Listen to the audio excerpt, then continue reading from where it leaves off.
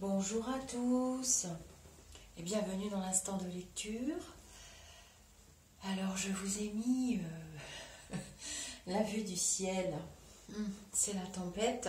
Je pense qu'il y a pas mal de personnes qui ont du mal à dormir cette nuit parce que le vent a soufflé très très fort. Alors nous allons continuer notre livre de Terre des Hommes d'Antoine de Saint-Exupéry. À chaque fois je veux dire Saint-Antoine de Saint-Exupéry, ça fait beaucoup. Donc nous sommes arrivés au chapitre 5 qui s'intitule Oasis. Alors avec la lumière du jour, c'est très agréable de lire. Je vous ai tant parlé du désert. Avant d'en parler encore, j'aimerais décrire une oasis. Celle dont me revient l'image n'est point perdue au fond du Sahara. Mais un autre miracle de l'avion est qu'il vous plonge directement au cœur du mystère. Vous étiez ce biologiste étudiant derrière le hublot, la fourmilière humaine, vous considériez d'un cœur sec ces villes assises dans leur plaine, au sens de leur route qui s'ouvre en étoiles, et les nourrissent ainsi que des artères du suc des champs. Mais une aiguille a tremblé sur un manomètre, et cette touffe verte, là en bas, est devenue un univers. Vous êtes prisonnier d'une pelouse, d'un parc endormi. Ce n'est pas la distance qui mesure l'éloignement. Le mur d'un jardin de chez nous peut enfermer plus de secrets que le mur de Chine, et l'âme d'une petite fille est mieux protégée par le silence que ne le sont par l'épaisseur des sables les oasis sahariennes. Je raconterai une courte escale quelque part dans le monde. C'était près de Concordia, en Argentine, mais c'eût pu être partout, le mystère est ainsi répandu. J'avais atterri dans un champ et je ne savais point que j'allais vivre un conte de fées.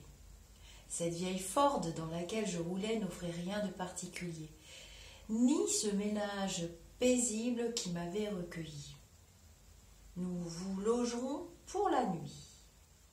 Mais à un tournant de la route se développa au clair de lune un bouquet d'arbres et, derrière ces arbres, cette maison. Quelle étrange maison! Trapue, massive, presque une citadelle. Château de légende qui offrait, dès le porche franchi, un abri aussi paisible, aussi sûr, aussi protégé qu'un monastère. Alors apparurent deux jeunes filles. Elles me dévisagèrent gravement, comme deux juges postés au seuil d'un royaume interdit. La plus jeune fit une moue et tapota le sol d'une baguette de bois vert. Puis, les présentations faites, elles me tendirent un mot sans un mot dans la main, avec un air de curieux défi, et disparurent. J'étais amusée et charmée aussi. Tout cela était simple, silencieux et furtif comme le premier mot d'un secret. « Hé hé, elles sont sauvages !» dit simplement le père. Et nous entrâmes. J'aimais, au Paraguay, cette herbe ironique qui montre le nez entre les pavés de la capitale qui, de la part de la forêt vierge invisible mais présente, vient voir si les hommes tiennent toujours la ville, si l'heure n'est pas venue de bousculer un peu toutes ces pierres. J'aimais cette forme de délabrement qui n'exprime qu'une trop grande richesse. Mais ici, je fus émerveillée, car tout y était délabré, et adorablement à la façon d'un vieil arbre recouvert de mousse que l'âge a un peu craquelé, à la façon du banc de bois où les amoureux vont s'asseoir depuis une dizaine de générations. Les boiseries étaient usées, les vantaux rongés, les chaises bancales. Mais si l'on ne réparait rien, on nettoyait ici avec ferveur. Tout était propre, ciré, brillant. Le salon en prenait un visage d'une intensité extraordinaire, comme celui d'une vieille qui porte des rides. craquelure des murs, déchirure du plafond, j'admirais tout. Et par-dessus tout, ce parquet effondré ici, branlant là, comme une passerelle, mais toujours astiquée, vernie, lustrée. Curieuse maison. Elle n'évoquait aucune négligence, aucun laisser-aller, mais un extraordinaire respect.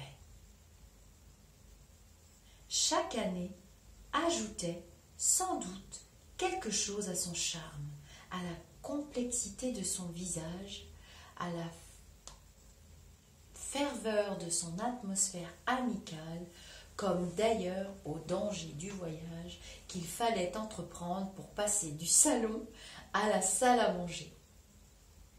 Attention! C'était un trou.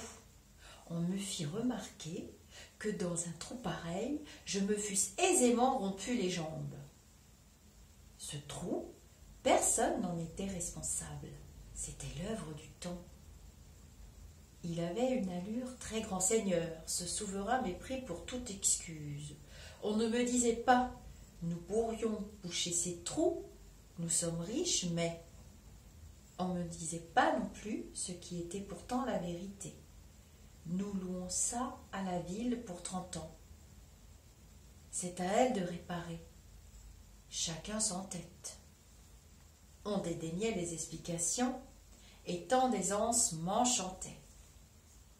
Tout au plus me fit-on remarquer « Eh, bon, c'est un peu délabré. » Mais cela d'un ton si léger que je soupçonnais mes amis de ne point trop s'en attrister. Voyez-vous une équipe de maçons, de charpentiers, d'ébénistes, de plâtriers étalés dans un tel passé leur outillage sacrilège et vous refaire dans les 8 jours une maison que vous n'aurez jamais connue, où vous vous croiriez en visite? Une maison sans mystère, sans recoin, sans trappe sous les pieds, sans oubliette, une sorte de salon d'hôtel de ville. C'était tout naturellement qu'avaient disparu les jeunes filles dans cette maison à escamotage. Que devaient être les greniers quand le salon déjà contenait les richesses d'un grenier, quand on y devinait déjà que du moindre placard entrouvert croulerait des liasses de lettres jaunes, des quittances de l'arrière-grand-père, plus de clés qu'il n'existe de serrure dans la maison et dont naturellement aucune ne s'adapterait à aucune serrure. Clés merveilleusement inutiles qui confondent la raison et qui font rêver à des souterrains, à des coffrets enfouis, à des louis d'or. Passons à table, voulez-vous? Nous passions à table. Je respirais d'une pièce à l'autre, répandue comme un encens, cette odeur de vieille bibliothèque qui vaut tous les parfums du monde. Et surtout, j'aimais le transport des lampes, de vraies lampes lourdes que l'on charriait d'une pièce à l'autre, comme au temps les plus profonds de mon enfance et qui remuaient au mur des ombres merveilleuses. On soulevait en elles des bouquets de lumière et de palmes noires, puis une fois les lampes bien en place, s'immobilisaient les plages de clarté et ces vastes réserves de nuit tout autour où craquaient les bois. Les jeunes filles réapparurent aussi mystérieusement, aussi silencieusement qu'elles s'étaient évanouies. Elles s'assirent à table avec gravité. Elles avaient sans doute nourri leurs chiens, leurs oiseaux, ouvert leurs fenêtres à la nuit claire et goûté le vent du soir l'odeur des plantes. Maintenant, dépliant leurs serviettes, elles me surveillaient du coin de l'œil avec prudence, se demandant si elles me rangeraient ou non au nombre de leurs animaux familiers. Car elles possédaient aussi un iguane, une mangouste, un renard, un singe et des abeilles. Tout cela vivant pêle-mêle, s'entendant à merveille, composant un nouveau paradis terrestre. Elles régnaient sur tous les animaux de la création, les charmant de leurs petites mains, les nourrissant, les abreuvant et leur racontant des histoires que, de la mangouste aux abeilles, ils écoutaient. Et je m'attendais bien à voir 2 jeunes filles si vives mettre tout leur l'esprit critique, toute leur finesse à porter sur leur vis-à-vis masculin un jugement rapide, secret et définitif. Dans mon enfance, mes sœurs attribuaient ainsi des notes aux invités qui, pour la première fois, honoraient notre table. Et lorsque la conversation tombait, on entendait soudain dans le silence retentir un « 11 » dont personne, sauf mes sœurs et moi, ne goûtait le charme. Mon expérience de ce jeu me troublait un peu, et j'étais d'autant plus gênée de sentir mes juges si avertis. Juges qui savaient distinguer les bêtes qui trichent des bêtes naïves, qui savaient lire au pas de leur renard s'il était ou non d'humeur abordable, qui possédaient aussi une profonde connaissance des mouvements intérieurs. J'aimais ces yeux si aiguisés de ces petites âmes si droites, mais j'aurais tellement préféré qu'elles changeassent de jeu. Bassement pourtant, et par peur du 11, je leur tendais le sel, je leur versais le vin, mais je retrouvais, en levant les yeux, leur douce gravité de juge que l'on n'achète pas. La flatterie même eût été vaine, elles ignoraient la vanité. La vanité, mais non le bel orgueil, et pensaient d'elles, sans mon aide, bien plus de bien que je n'en aurais osé dire. Je ne songeais même pas à tirer prestige de mon métier, car il est autrement audacieux de se hisser jusqu'aux dernières branches d'un platane, et cela simplement pour contrôler si la nichée d'oiseaux prend bien ses plumes pour dire bonjour aux amis. Et mes deux fées silencieuses surveillaient toujours si bien mon repas, je rencontrais si souvent leur regard furtif que j'en cessais de parler. Il se fit un silence, et pendant ce silence, quelque chose siffla légèrement sur le parquet, bruissa sous la table, puis se tut. Je levai les yeux intrigués. Alors, sans doute satisfaite de son examen, mais usant de la dernière pierre de touche et mordant dans son pain de ses jeunes dents sauvages, la cadette m'expliqua simplement, avec une candeur dont elle espérait bien d'ailleurs stupéfier le barbare si toutefois j'en étais un. C'est les vipères. Et se tut, satisfaite, comme si l'explication eût dû suffire à quiconque n'était pas trop sourd. Sa sœur glissa un coup d'œil en un éclair pour juger mon premier mouvement, et toutes deux penchèrent vers leur assiette le visage le plus doux et le plus ingénu du monde. C'est les vipères. Naturellement, ces mots m'échappèrent. Ça avait glissé dans mes jambes, ça avait frôlé mes mollets, et c'était les vipères. Heureusement pour moi, je souris, et sans contrainte, elles l'eussent senti. Je souris parce que j'étais joyeux, parce que cette maison, décidément, à chaque minute me plaisait plus, et parce que aussi j'éprouvais le désir d'en savoir plus long sur les vipères. L'aînée me vint en aide.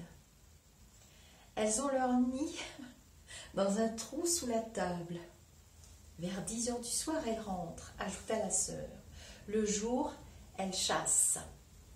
À mon tour, à la dérobée, je regardais ces jeunes filles, leur finesse, leur rire silencieux derrière le paisible visage, et j'admirais cette royauté qu'elles exerçaient. Aujourd'hui, je rêve. Tout cela est bien lointain. Que sont devenues ces deux fées? Sans doute se sont-elles mariées. Mais alors, ont-elles changé? Il est si grave de passer de l'état de jeune fille à l'état de femme. Que font-elles dans une maison neuve? Que sont devenues leurs relations avec les herbes folles et les serpents? Elles étaient mêlées à quelque chose d'universel. Mais un jour vient où la femme s'éveille dans la jeune fille. On rêve de décerner enfin un 19. Un 19 pèse au fond du cœur. Alors un imbécile se présente. Pour la première fois, des yeux si aiguisés se trompent et l'éclairent de belles couleurs. L'imbécile, s'il dit des vers, on le croit poète. On croit qu'il comprend les parquets troués. On croit qu'il aime les mangoustes. On croit que cette confiance le flatte, d'une vipère qui se dandine sous la table entre les jambes. On lui donne son cœur qui est un jardin sauvage, à lui qui n'aime pas les parcs soignés. Et l'imbécile emmène la princesse en esclavage.